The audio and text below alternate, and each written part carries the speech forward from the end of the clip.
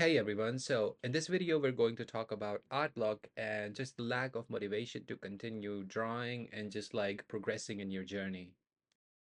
And it is definitely something that a lot of people struggle with. Doesn't matter what kind of art or whatever work you're pursuing, if you're overtraining, you're overdoing it, then there's going to be some point where you're just gonna be like, I cannot do this anymore. And it does happen to me once in a few weeks, to be honest. And like last video that I uploaded was probably like, I think 11 days ago. And just like 2 days afterwards, I was again reading the book Drawing Head and Hands by Andrew Loomis, and I tried to make just like the structural foundation of the portraits that I saw. And to my surprise, I was not able to get any of them right. Like there was nothing that was going on correctly in that session. And it was kind of annoying, and I was sort of disappointed in myself because like I've done this 1,000 times. Like, how am I not able to just like make a Loomis head construction? And to be honest, it was not even about the fact that I was not able to make a good looking foundational sketch. It was more so about the fact that I was not really enjoying the process. I do believe that with the former thing, you have to get used to it. I am used to it because like I make a lot of shitty artworks anyways, but see, with online things, Instagram, YouTube, people are generally presenting the best that they have. Like I used to like post shitty artworks on Instagram like a lot because like a lot of artworks that I made were shitty. And right now I do post only those things that I think that viewers will like. But yeah, with Instagram and everything, it's not how it looks like.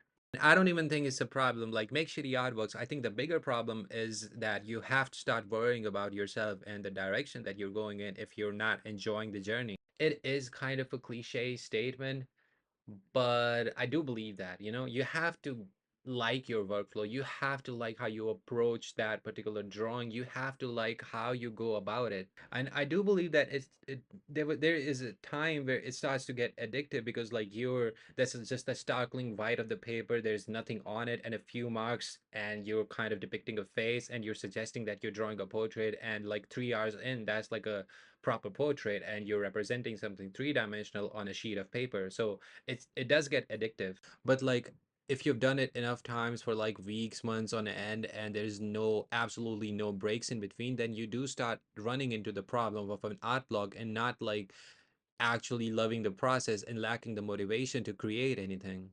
And it's kind of disappointing because like you're supposed to love this thing and you're supposed to be like all in, and how are you not able to like spend every waking hour of the day towards working and improving your skills?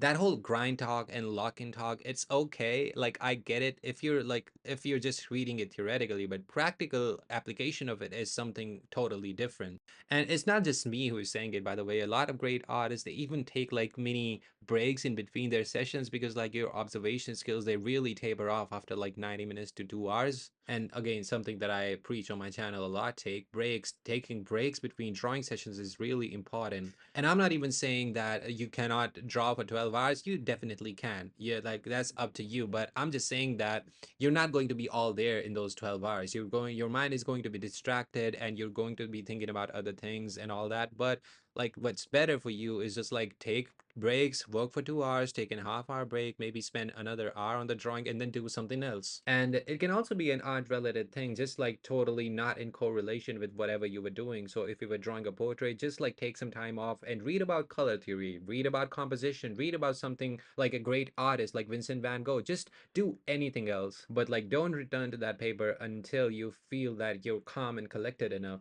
And see, what's going to happen is even if you were to return, you're going to make adjustments that you think are necessary at that point, but you're just kind of overworking your drawing. It's kind of like that theory of brushwork in an oil painting, like lay down the brush strokes in the setting and then don't overwork it, because like what ends up happening is that you're going to spend an hour in and then you realize it really slowly dawns upon you that like the hour of extra work that you just did, it sucks and the painting looked much better 3 hours ago. I do believe that that's why artists also have multiple projects lined up and they're kind of working on them simultaneously at the same time. What it does for you, it kind of resets your observational art muscle, if I may call it that.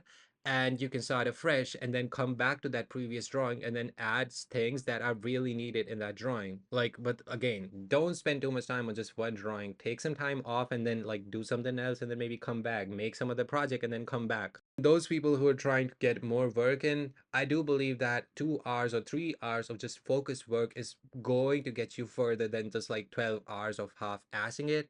And if you can draw for more hours, I think that's great. But like, trust me, 2 to 3 hours is more than sufficient to see improvements in a year. And trust me, 2 to 3 hours sounds like nothing. It sounds like, oh, I can do it easily. But like 2 to 3 hours every day, every week, every month, to do it for years, like the consistency is the final boss. If you can get consistent with your shit, then you can improve at anything. And the last thing that I would like to say is that be present, okay? When you're drawing, you cannot be thinking about something else. You need to be present there. When you're listening to music, just listen to music. Don't be thinking about drawing. And that's with everything. Just try to be 100% involved. No matter what you're doing, just be there. And I think this is it for the video. And hopefully something in this help you out. And I will see you next week.